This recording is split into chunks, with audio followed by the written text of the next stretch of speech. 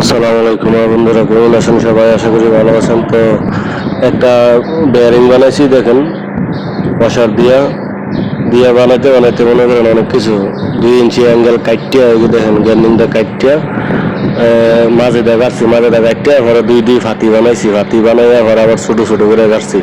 এই যে দেখছেন ফাতিটা কাটিয়া পরে করলাম কি, এটা আবার ছোট ছোট করে কাটলাম, মাঝে একটা সেটা করলাম, মাঝে সেটা করে পরে ফুলিগুলা লাগাই দিলাম। ওই যে মাঝে সেটা করতেছি, সেটা করার পরে ফুলগুলো লাগাইয়া লিঙ্ক করে দিলাম সুন্দর করে। বাস এখন মনে করেন দেখতেছেন এখন এরকম, ঠিক আছে? এই যে এটা হচ্ছে ফাইনালি